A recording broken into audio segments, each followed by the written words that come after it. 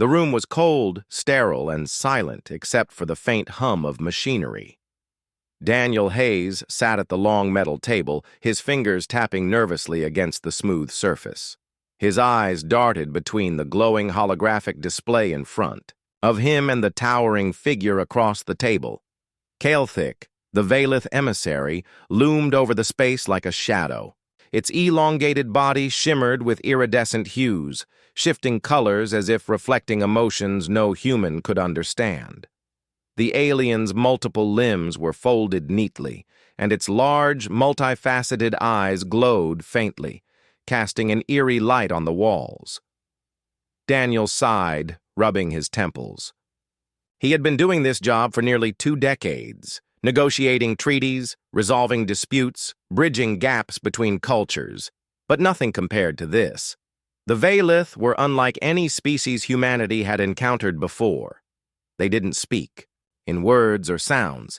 Instead, they communicated through intricate patterns of light and vibrations that resonated deep within the chest.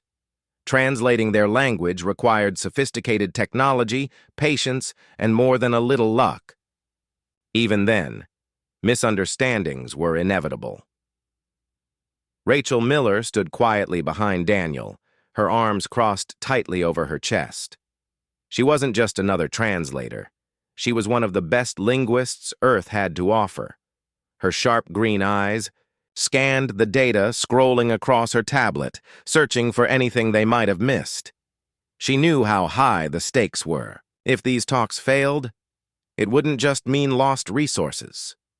It would mean war. For months now, tensions had simmered between humans and the Veilith. Both sides claimed ownership of a distant star system rich in minerals essential for advanced technology. Humanity needed those resources to sustain its growing colonies, while the Veilith insisted the region was sacred ground, tied to their history and survival. Diplomacy had kept the peace so far, but cracks were beginning to show. Accusations flew back and forth, each side accusing the other of aggression. And today, those accusations reached a boiling point. "You must listen," Kael'thik began, though its voice came not as sound, but as flashes of color and rhythmic pulses, translated into English by the device on Daniel's wrist. "Your actions threaten our existence." Daniel leaned forward, trying to maintain eye contact, or what passed for it, with the alien. "We're not threatening anyone," he said firmly. "Our mining operations are peaceful. We've taken every precaution to avoid disrupting your territory." Kael'thik's body shifted slightly, its colors darkening, a sign Rachel recognized as anger or frustration. "You lie," it responded. "Our sensors detect your machines violating boundaries we set centuries ago. You ignore our warnings." Rachel stepped forward, holding up her tablet. "There's been a misunderstanding," she interjected. "The coordinates you provided don't match the areas where our equipment is located. There's clearly some discrepancy here." Kael'thik tilted its head, its glowing eyes narrowing. "Discrepancy?" it repeated, the word buzzing unnaturally from the translation device. "No discrepancies exist, only deception." Daniel clenched, his jaw frustration bubbling beneath the surface. He glanced at Rachel, who gave him a subtle nod. They'd prepared for this moment, rehearsed countless scenarios, but nothing could truly prepare them for the reality of facing an alien intelligence so fundamentally different from their own. Every gesture, every choice of words carried weight. One wrong move could shatter whatever fragile trust remained. "Look," Daniel said, forcing calm into his tone.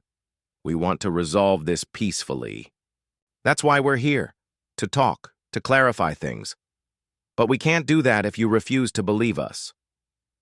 Kael'thik's body stiffened, its colors pulsing rapidly. For a moment, the room seemed to vibrate with tension. Then, without warning, the alien turned and moved toward the door, its movements fluid yet deliberate. Before exiting, it paused and addressed Daniel one last time. "Your silence will speak for you now," it said, the translation chillingly final. With that, Thick disappeared through the doorway, leaving Daniel and Rachel alone in the suddenly suffocating room.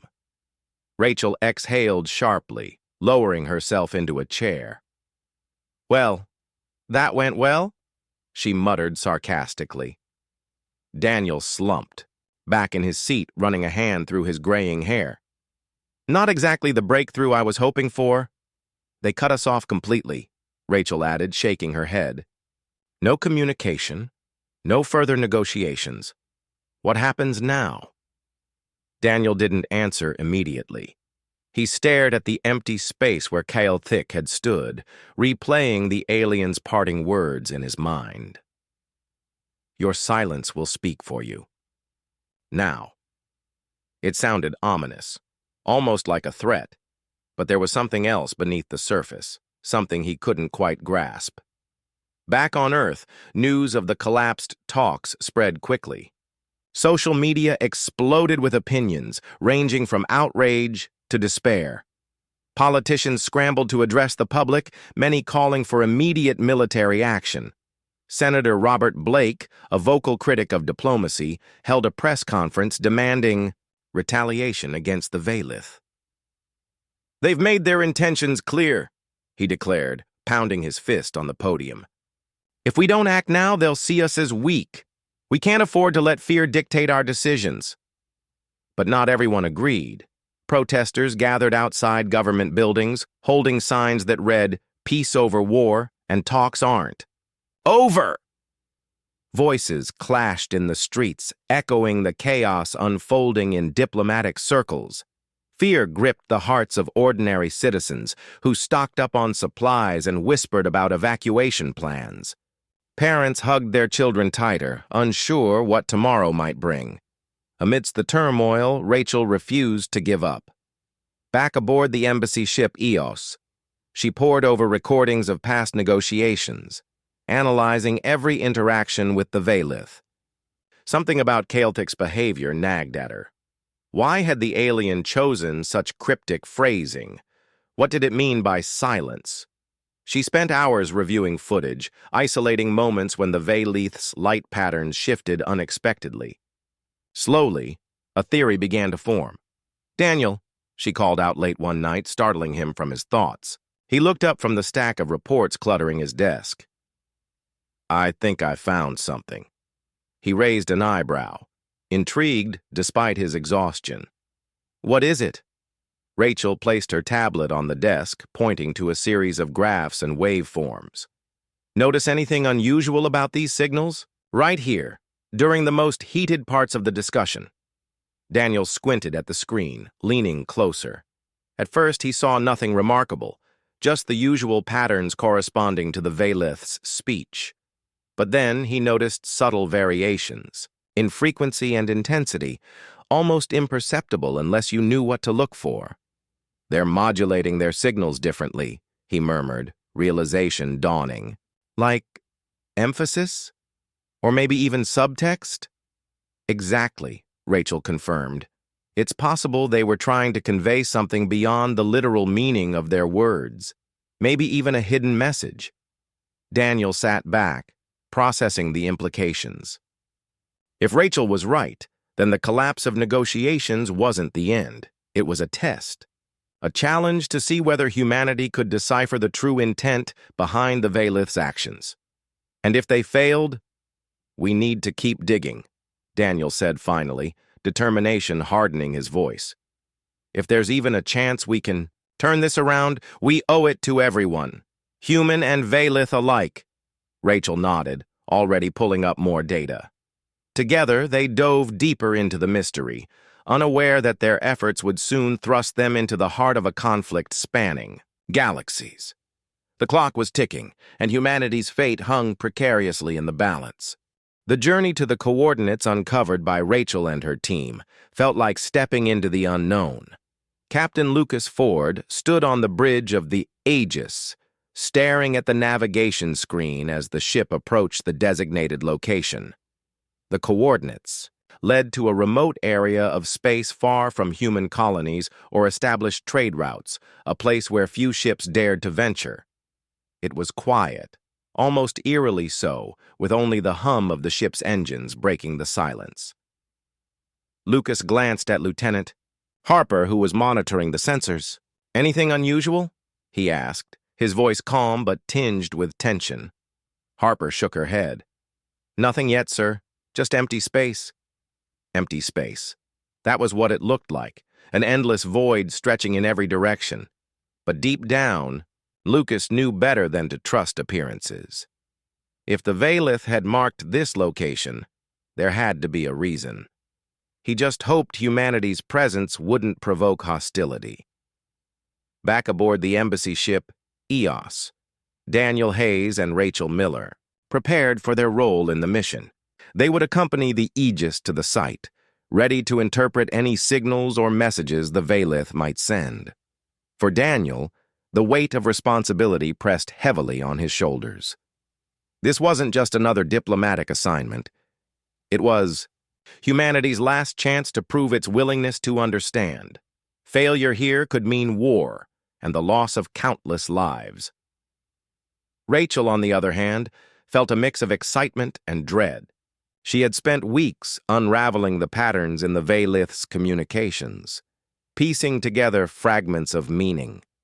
Now, standing on the brink of discovery, she couldn't help but wonder if they were truly ready for what lay ahead.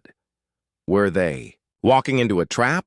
Or was this a genuine opportunity for connection? As the ships arrived at the coordinates, the crew of the Aegis detected faint energy readings emanating from the area. At first, the signals were weak, almost imperceptible, but they grew stronger as the ships moved closer.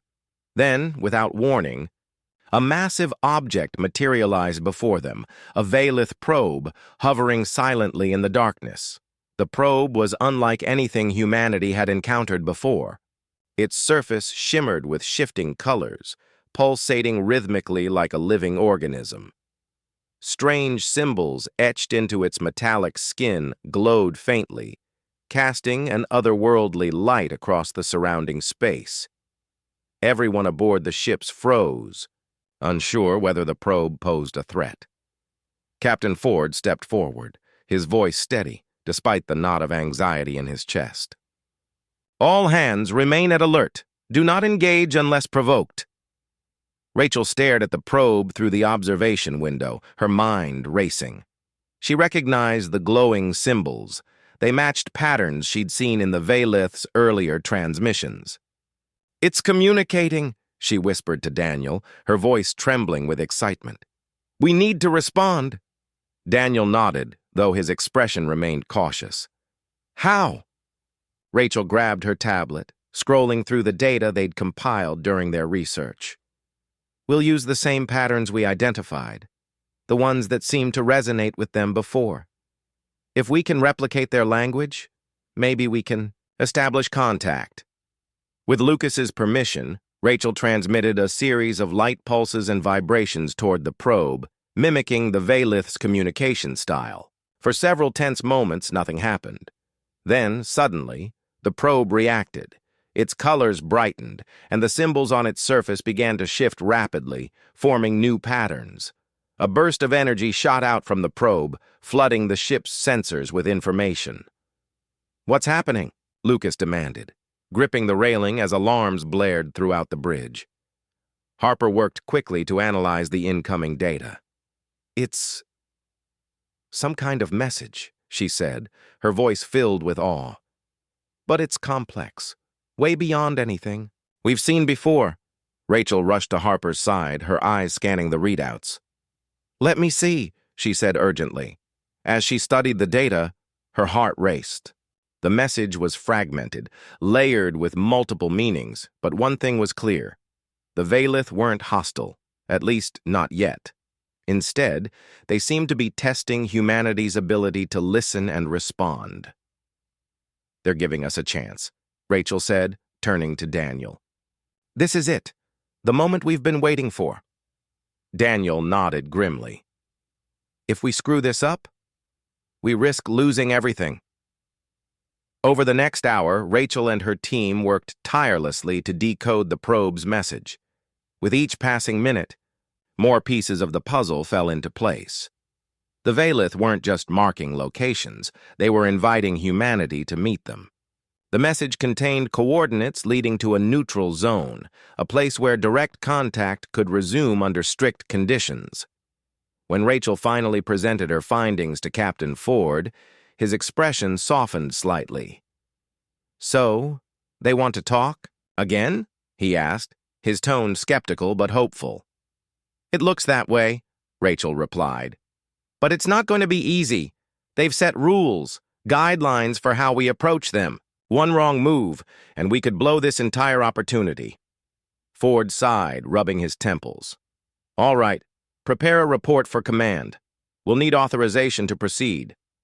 Word of the discovery spread quickly, reaching Earth within hours.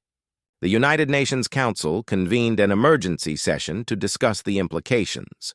While some members supported pursuing the meeting, others voiced concerns about safety. Senator Blake, ever the hawk, argued against sending anyone into what he called a potential ambush.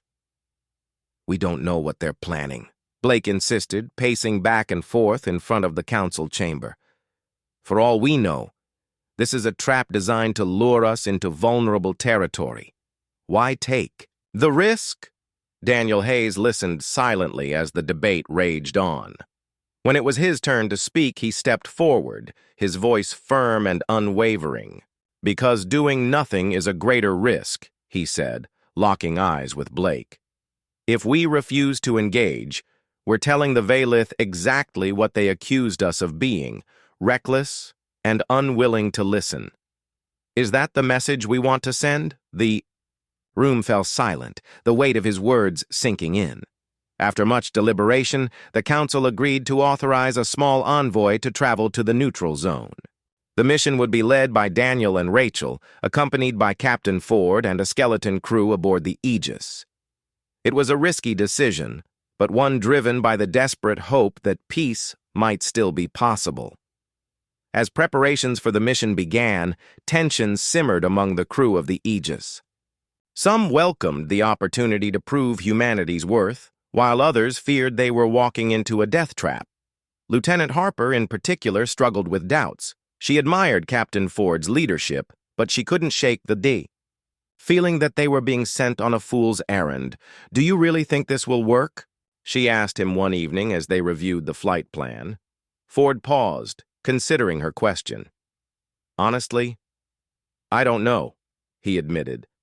"But I do know one thing. If we don't try, we'll never find out." Harper nodded, though uncertainty lingered in her eyes. "Let's just hope it's worth it." The day of departure arrived, and the atmosphere aboard the Aegis was charged with anticipation. As the ship left Earth's orbit, Rachel stood by the observation window, watching the blue-green planet shrink into the distance. She thought about the billions of people counting on them, their hopes and fears riding on this fragile thread of diplomacy. Beside her, Daniel gazed out at the stars, his expression unreadable. "You okay?" Rachel asked softly. He turned to her, forcing a smile. "As okay as I can be, I guess. Let's just focus on getting this right." Rachel nodded, her resolve hardening. Whatever awaited them at the neutral zone, they would face it together. Humanity's future depended on it. Hours later, the Aegis arrived at the designated coordinates. The neutral zone was unlike anything they'd expected, a vast, shimmering field of light suspended in the void. In the center of the field floated a massive Valith vessel, its size dwarfing even the largest human ships. Its surface pulsed with vibrant colors, creating an effect that was both beautiful and intimidating.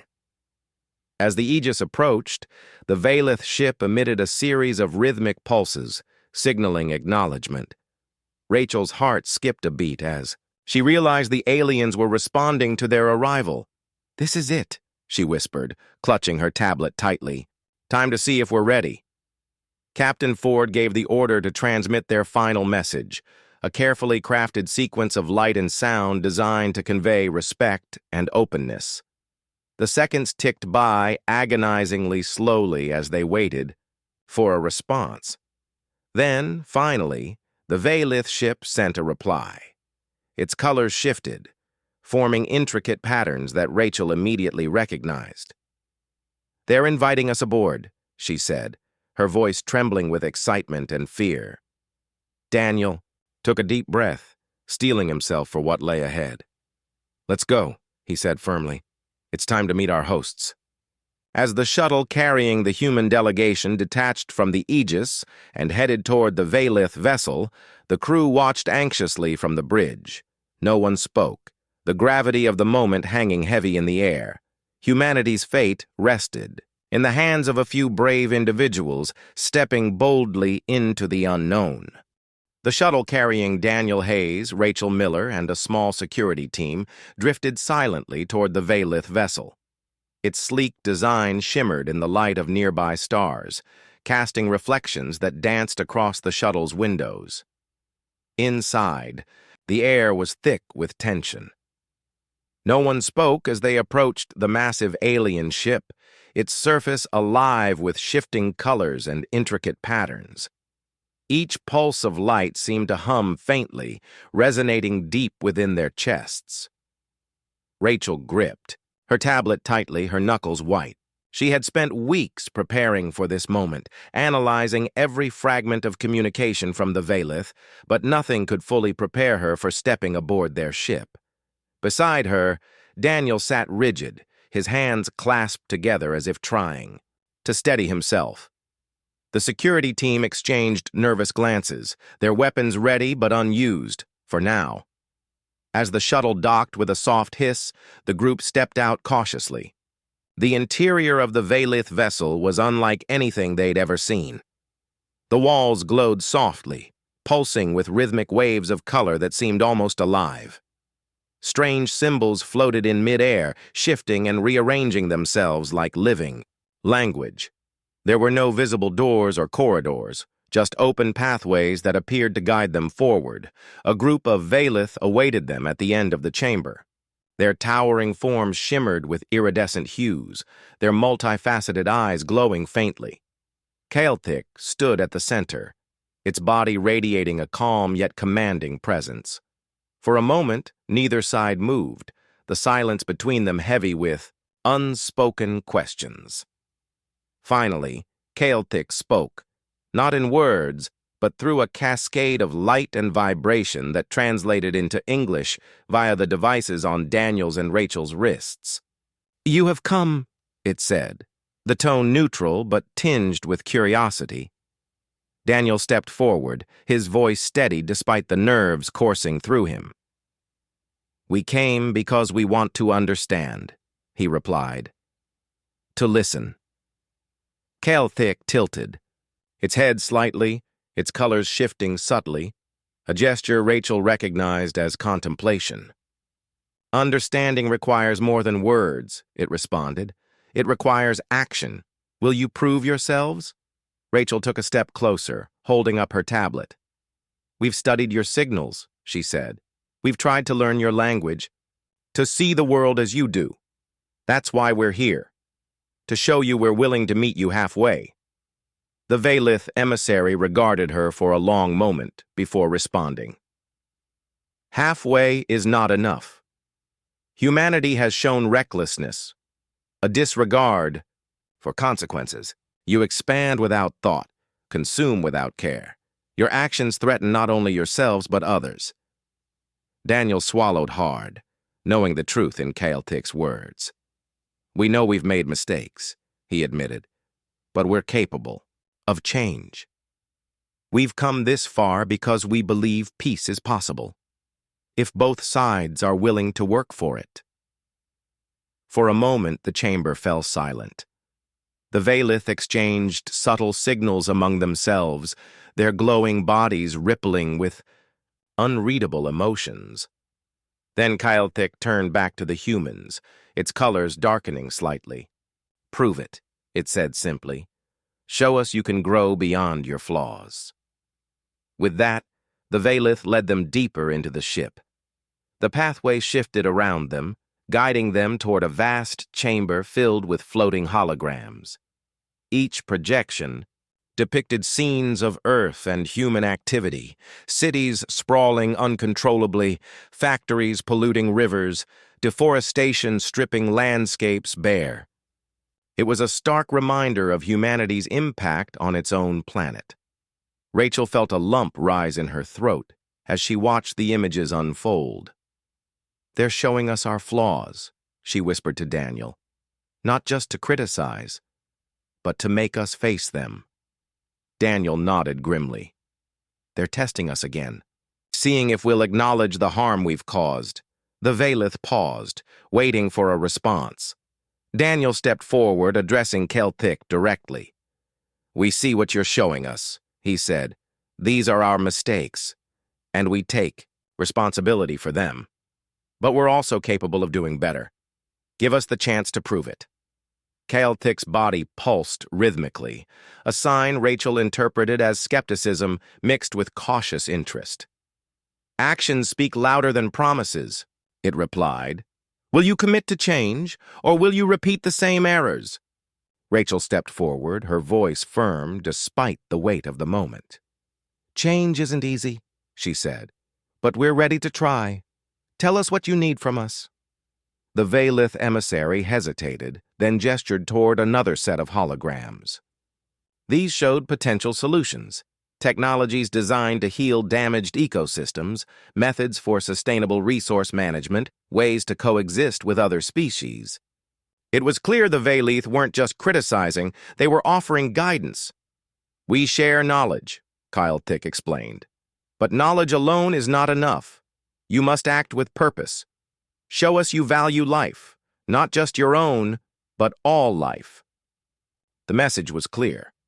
Humanity's survival depended not just on technology or diplomacy, but on a fundamental shift in mindset. The Valith weren't interested in empty gestures or quick fixes.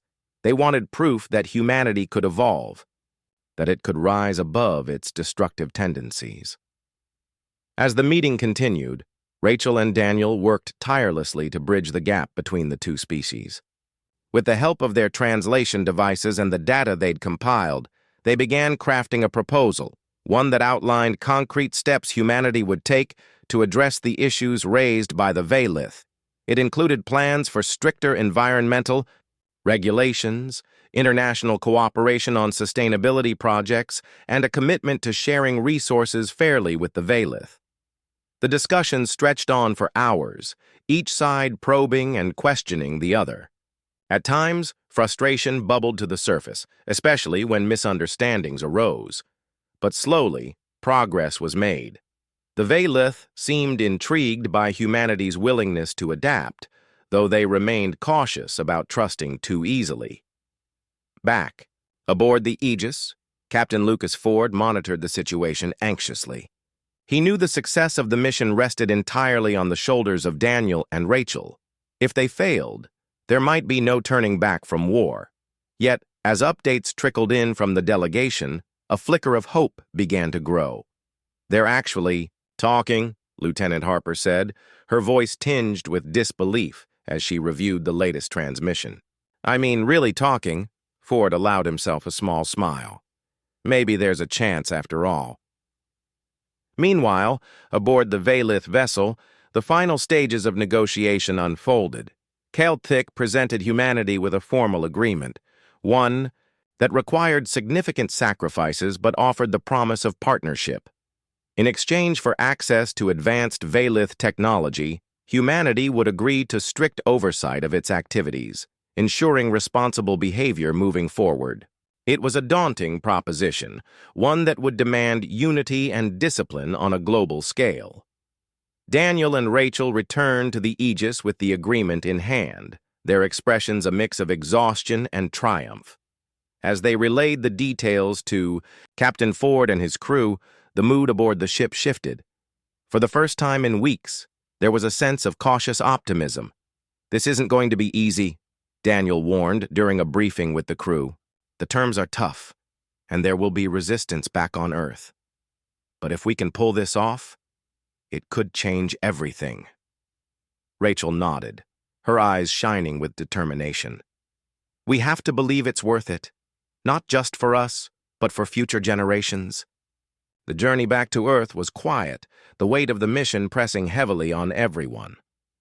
When they arrived, the United Nations Council convened an emergency session to review the agreement. Public opinion remained divided, with some hailing the deal as a historic breakthrough and others condemning it as surrender.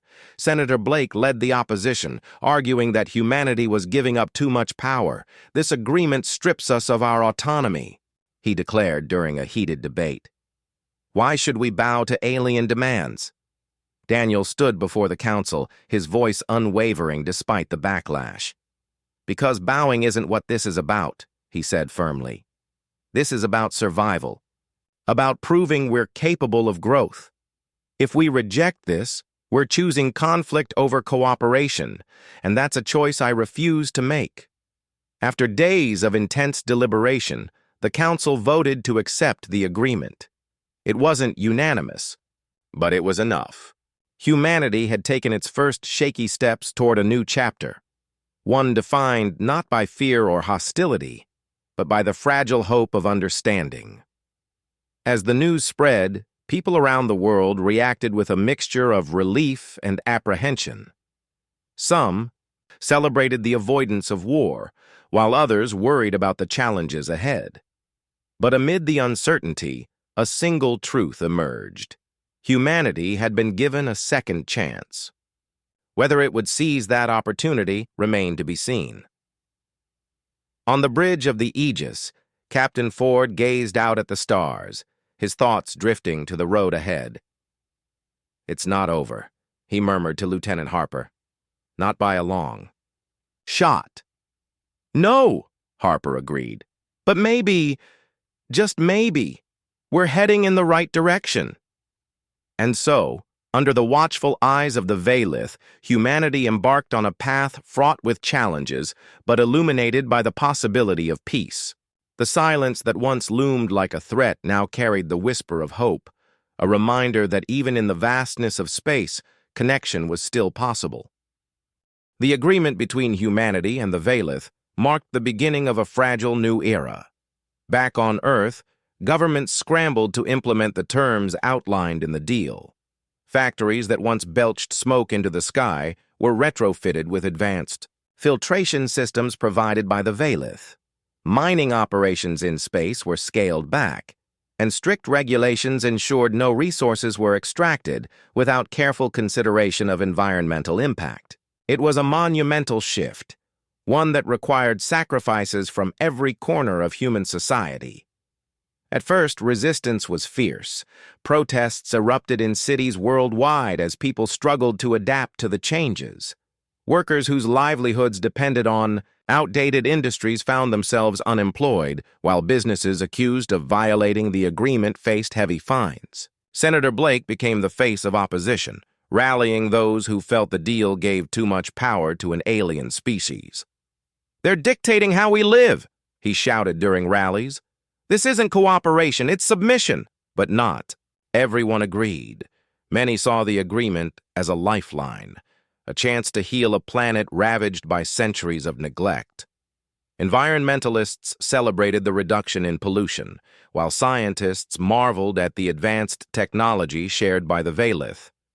Solar panels capable of powering entire cities, water purification systems that could turn salt water into drinkable reserves overnight.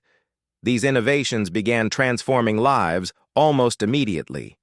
Rachel Miller and Daniel Hayes became household names, their faces appearing on news broadcasts and magazine covers. They traveled across the globe, explaining the agreement to skeptical audiences and urging patience. "Change is hard," Rachel said during one speech. "But if we don't embrace it now, we risk losing everything. This isn't just about us. It's about leaving a better world for our children." Daniel echoed her sentiments, though his tone was often more pragmatic. "We made mistakes," he admitted during an interview. "Big ones. But owning up to those mistakes is the first step toward fixing them. The Veilith didn't give us this agreement because they trust us. They gave it to us because they want to see if we can earn that trust." Meanwhile, aboard the Aegis, Captain Lucas Ford oversaw joint missions with the Veilith. These collaborations were tense at first, with both sides wary of overstepping boundaries. Over time, however, mutual respect began to form. The Veilith proved to be meticulous planners, approaching every task with precision and care. In return, humanity's creativity and adaptability impressed even the most skeptical Veilith emissaries. One such mission involved repairing a damaged asteroid mining station near the edge of contested space. The station had been abandoned after earlier disputes, but under the terms of the agreement, it was designated as neutral territory. Teams of humans and Veilith worked side by side, sharing knowledge and expertise. For many crew members aboard the Aegis, it was their first real interaction with the aliens outside formal negotiations. Lieutenant Harper found herself paired with a Veilith technician named Zirthik, whose body shimmered with soft blues and greens. At first, communication was difficult, relying heavily on translation devices and gestures. But as they worked together, Harper noticed subtle shifts in Zirthik's colors, patterns that seemed to convey emotions like frustration or satisfaction. She began mimicking these patterns, using hand signals to express her own feelings. To her surprise, Zirthik responded, its colors brightening slightly in what she interpreted as approval. "It's like learning a new language," Harper told Captain Ford later that evening. "Not just words, but expressions. They're not so different from us when you think about it." Ford smiled faintly. "That's progress," he said. "Small steps, Lieutenant. That's all we can ask for." Back on Earth, the implementation of the agreement faced challenges beyond protests and economic disruptions. Some nations resisted oversight from international bodies tasked with enforcing the terms. Others accused the Veilith of favoritism, claiming certain regions received more aid than others. Tensions flared, threatening to derail the fragile peace. Rachel and Daniel worked tirelessly to address these issues, traveling to conflict zones and mediating disputes. They met with leaders from around the world, urging them to prioritize unity over division. "This isn't about politics," Daniel said during one particularly heated meeting. "It's about survival. If we can't work together, none of this matters." Slowly, progress began to take root.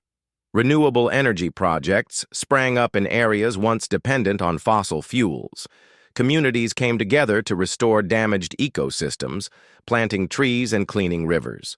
Schools incorporated lessons on sustainability and interstellar diplomacy, teaching children the importance of coexistence, not just with other species, but with the planet itself.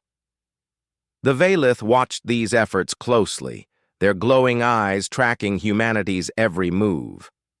Galactic remained, a central figure in diplomatic relations, serving as both observer and advisor. During one meeting aboard the embassy ship Eos, it addressed Rachel and Daniel directly. "You have taken steps," Galactic said, its light patterns shifting thoughtfully. "But steps alone are not enough. You must sustain this path even when it becomes difficult." Rachel nodded, her expression determined. "We understand. Change doesn't happen overnight, but we're committed to seeing it through." Galactic's body pulsed rhythmically, a gesture Rachel had come to recognize as acknowledgement. "Then perhaps there is hope," it replied, "for both your species and ours." As months turned into years, the partnership between humanity and the Veilith deepened. Joint research initiatives led to breakthroughs in medicine, agriculture, and space exploration. Colonies on distant planets thrived under shared governance, blending human ingenuity with Veilith efficiency. Though disagreements still arose, they were resolved through dialogue rather than conflict. Captain Ford eventually retired from active duty, passing command of the Aegis to Lieutenant Harper. His final mission took him to a newly established cultural exchange program where humans and Veilith lived and worked side by side. Walking through the bustling halls of the facility, Ford felt a sense of pride. Humanity had come so far, from the brink of war to a tentative but hopeful alliance. Daniel and Rachel also stepped back from the spotlight, though their influence continued to shape global policies. They settled into quieter lives, mentoring a new generation of diplomats and linguists. Together, they wrote books detailing their experiences, hoping to inspire others to seek understanding rather than division. One evening, as they sat on a balcony overlooking Earth's rejuvenated landscape, Rachel turned to Daniel with a smile. "Do you think we did enough?" she asked softly. Daniel gazed at the horizon, where the sun dipped below the mountains, painting the sky in hues of orange and pink. "I think we started something," he replied, "something worth finishing." In the vastness of space, the stars twinkled brightly, indifferent to the struggles and triumphs of those who gazed upon them. Humanity had faced its flaws and chosen a path forward, a path paved with uncertainty but illuminated by hope. The silence that once spoke of fear now carried whispers of possibility, reminding all who listened that even in the darkest moments, connection was still within reach. And so, under the watchful eyes of two vastly different species, a new chapter unfolded, one defined not by conflict, but by the enduring promise of peace. Years passed, and the partnership between humanity and the Veilith grew stronger. What had started as a fragile agreement born out of necessity evolved into a genuine collaboration that transformed both species. The changes weren't always easy, but they were undeniable. Earth became greener, its skies clearer, and its people more united in purpose. Meanwhile, the Veilith, once wary of humanity's reckless expansion, began to see humans not as threats, but as allies capable of growth. Rachel Miller sat in her small office aboard the embassy ship EOS, now converted into a hub for human Veilith cooperation. Her desk was cluttered with notes, data pads, and sketches of alien symbols she still worked tirelessly to understand. Though retired from active diplomacy, Rachel couldn't let go of her passion for bridging the gap between species. She spent her days mentoring young linguists and diplomats, sharing the lessons she'd learned during those tense early days of negotiation. Today, however, her focus was elsewhere. A message had arrived from Galactic, a rare direct communication. The Veilith emissary requested a meeting aboard their central vessel, located near the edge of explored space. Rachel immediately contacted Daniel Hayes, who had been living quietly on Earth, teaching at a university and occasionally advising world leaders. "It's unusual for them to call like this," Daniel said over the video link, his brow furrowed. "Do you think something's wrong?" "I don't know," Rachel admitted, her voice tinged with concern. "But we should go. If Galactic wants to talk, it must be important." Within hours, they boarded a shuttle bound for the Veilith vessel, accompanied by a small team of experts. As they approached the massive ship, its surface shimmered with vibrant colors, pulsing rhythmically as if alive. Stepping inside felt like entering another world entirely. Soft glows illuminated the corridors, and floating holograms displayed scenes of planets, stars, and ecosystems teeming with life. Galactic awaited them in a grand chamber, surrounded by other Veilith emissaries. Its body radiated calm authority, its glowing eyes fixed on Rachel and Daniel as they entered. Without preamble, it addressed them. "Humanity has shown progress," Galactic began, its voice translated into English through their devices. "But challenges remain. There are forces among your kind, and even among ours, that resist unity." Rachel exchanged a glance with Daniel, her heart sinking slightly. They had hoped the worst of the resistance was behind them, but it seemed old divisions still lingered. "What kind of challenges?" Daniel asked cautiously. Galactic hesitated, its colors shifting subtly, a sign Rachel recognized as hesitation or concern. "There are factions within my own species questioning the wisdom of this alliance," it explained. They believe humanity cannot be trusted, that your past actions prove you are incapable of lasting change. Rachel stepped forward, her voice firm despite the weight of the moment. "We've worked hard to prove otherwise," she said. "We've made sacrifices, followed the terms of the agreement, and embraced new ways of living. Isn't that enough?" "It is promising," Kael'thik replied. "But trust is fragile. One misstep could undo everything we have built." Daniel nodded grimly. "So what do you need from us? How can we help strengthen this alliance?" Kael'thik gestured toward a series of holographic projections that appeared around them. Each depicted potential scenarios, conflicts over resources, misunderstandings exacerbated by cultural differences, even whispers of rebellion among colonies resistant to change. It was clear the Vaylith were preparing for contingencies, planning for every possible outcome. "We seek your insight," Kael'thik said, "your understanding of your own species. Together, we must find solutions before these fractures widen." For the next several days, Rachel, Daniel, and their team worked closely with the Vaylith, brainstorming strategies to address the emerging threats. They proposed educational campaigns to counter misinformation, joint missions to demonstrate the benefits of cooperation, and stricter enforcement of the agreement's terms. The discussions were intense, often stretching late into the night, but progress was made. Back on Earth, news of renewed tensions spread quickly.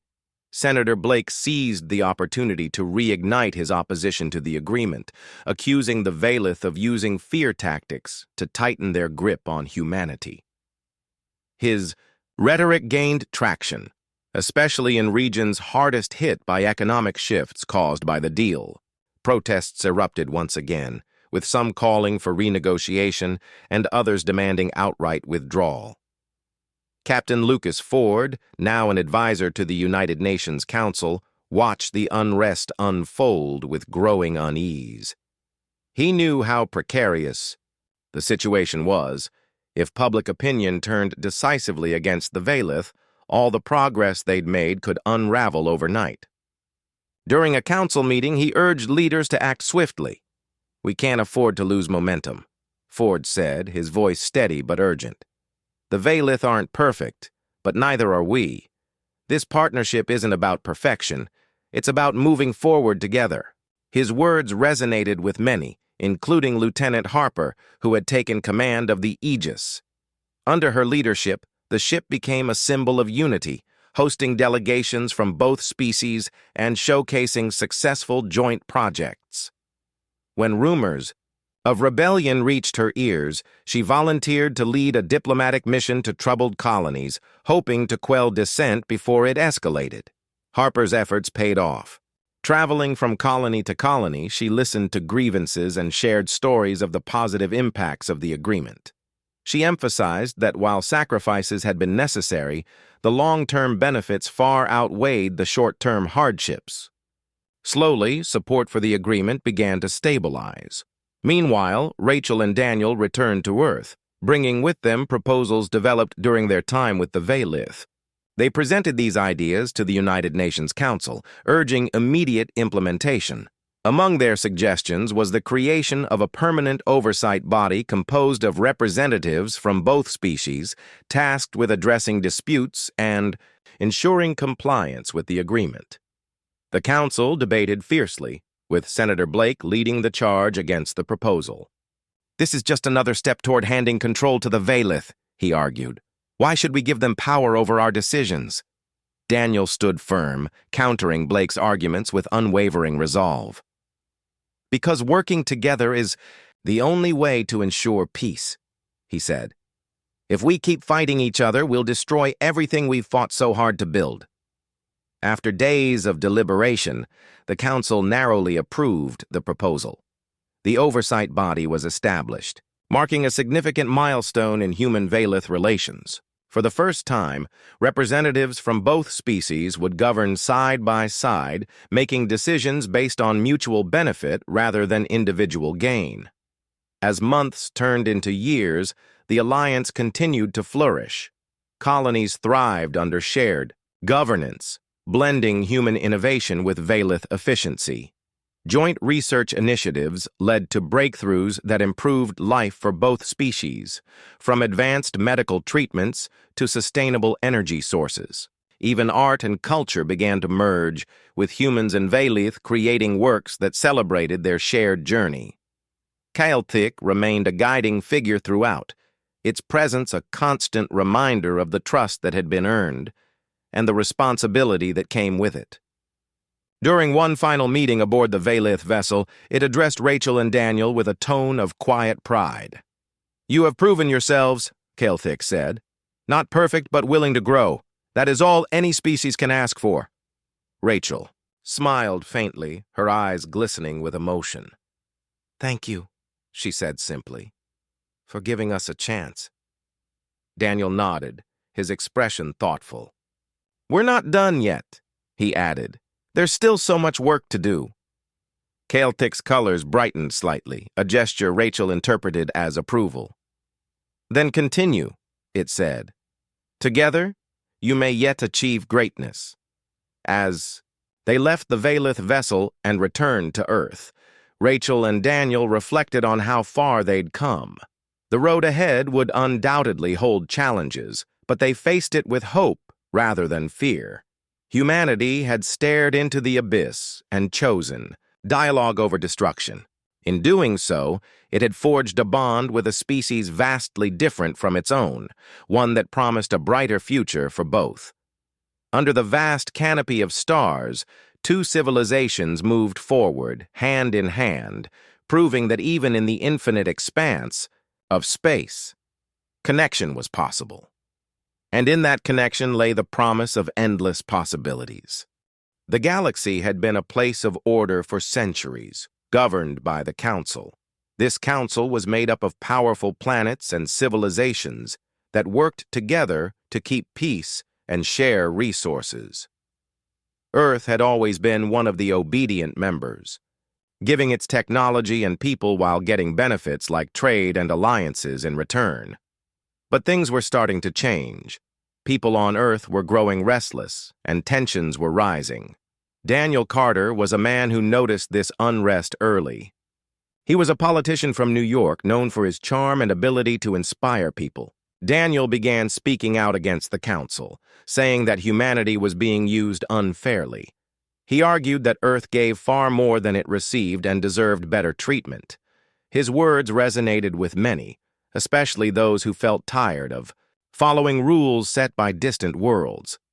Rachel Monroe lived thousands of miles away from Daniel, working at the Lunar Research Facility.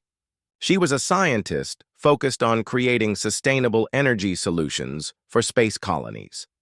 At first, Rachel didn't pay much attention to Daniel's speeches.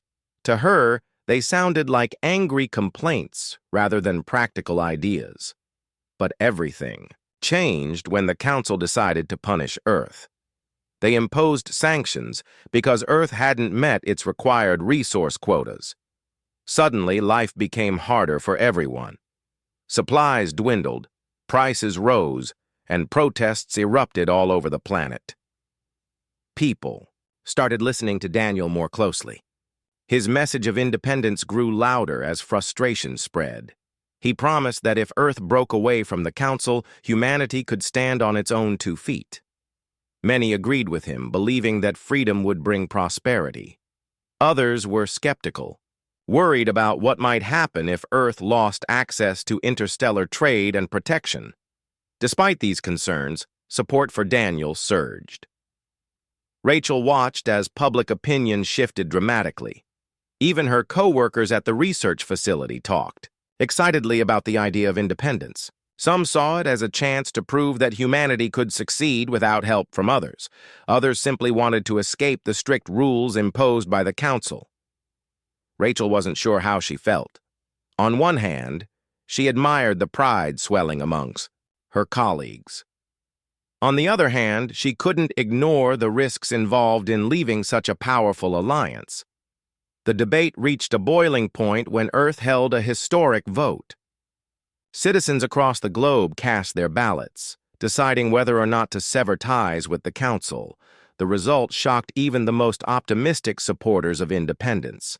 By a narrow margin, Earth declared itself free from the Council's control. Cheers erupted in cities around the world.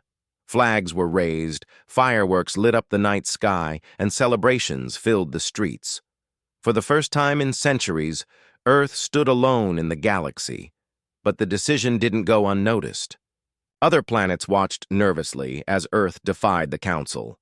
Some saw it as an act of bravery, proof that smaller worlds could challenge the status quo. Others viewed it as reckless, fearing the consequences of upsetting the balance of power. The Council itself reacted with silence, which only added to the tension. No one knew what would happen next. In the weeks that followed, Daniel became a hero to many. Crowds gathered to hear him speak, hanging on to every word. He painted a picture of a bright future where humanity thrived without interference. "We have the strength," he said during one speech. "We have the knowledge. All we need is belief in ourselves." His confidence inspired hope, but it also masked the challenges ahead. For Rachel, the reality of Earth's new position hit hard. Supplies that once arrived regularly from other planets stopped coming. Equipment repairs took longer because replacement parts were scarce. Scientists like her had to find creative solutions to problems they'd never faced before. It was frustrating, but there was also a strange sense of pride in overcoming obstacles independently. Still, not everyone shared Rachel's mixed feelings. John Harper, captain of the starship Odyssey, found himself caught in the middle of the chaos. His job was to deliver supplies to colonies scattered throughout nearby systems. These colonies relied heavily on Earth for food, medicine, and fuel. Without steady shipments, they struggled to survive. John and his crew worked tirelessly, trying to stretch their limited resources as far as possible. But no matter how hard they tried, it wasn't enough. One day, while docking at a struggling colony, John met a young engineer named Lisa Turner. She thanked him for bringing supplies, but warned him that they wouldn't last long. "Things are bad here," she said, shaking her head. "If something doesn't change soon, we won't make it through the year." Her words stayed with John as he left the colony behind. He realized that Earth's independence came at a cost, one that affected not just its own people, but countless others depending on them. Back on Earth, cracks began to form within Daniel's administration. Not everyone agreed on how to handle the challenges of independence. Some officials pushed for aggressive expansion into unclaimed territories, hoping to secure new resources. Others advocated for rebuilding relationships with the Council, arguing that isolation wasn't sustainable. Arguments grew heated and divisions widened. Amidst the turmoil, Rachel made a startling discovery. While analyzing data from deep space probes, she detected an unusual signal. It originated from a region near the edge of the galaxy, far beyond any known civilization. Curious, Rachel dug deeper, running simulations and cross-referencing information. The signal seemed artificial, possibly a distress call. Excited by the possibility of finding allies, or at least answers, she reported her findings to Earth's government. To her disappointment, officials dismissed her concerns. They told her that focusing on internal issues was more important than chasing mysterious signals. Frustrated, Rachel decided to take matters into her own hands. She contacted John Harper, explaining what she had found and asking for his help. Though skeptical at first, John agreed to investigate. After all, anything that might ease the pressure on struggling colonies was worth looking into. As John prepared the Odyssey for the journey, Rachel reflected on the path Earth had taken.